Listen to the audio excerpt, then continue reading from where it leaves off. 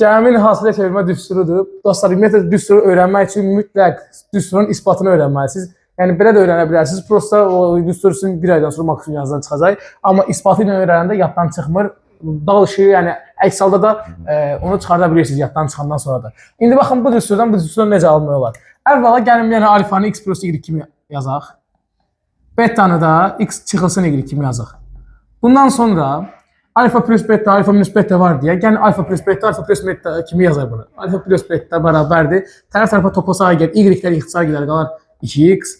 Alfa minus beta kimi əgər yazsam, yenə də x-lər gedəcək, qalacaq 2y, elə deyil.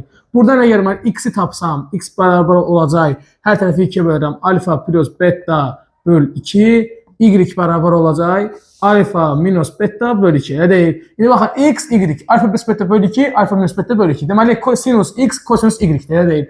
İndi gəlin burada həmin şeyi yenə də qoyaq yerinə. Sinus alfa üstə gəlir sinus betadan.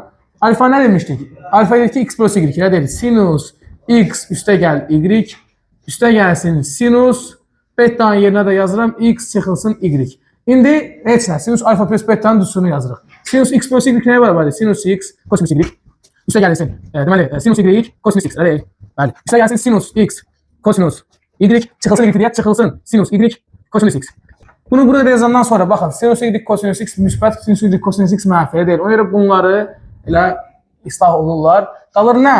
Sinus x plus sinus x kosinus y, sinus x kosinus y, elə deyil. Böyle nədir? 2 sinus x kosinus y-dir.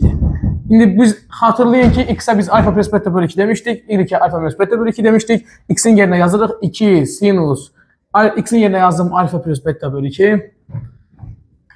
Kosinusun yerinə də, y-in yerinə də alfa plus beta bölü 2 və ispat olundu. Baxın, bu bunun eynisidir. Deməli, nə oldu? İspat oldu. Bu qədər sadə. Əsəlam.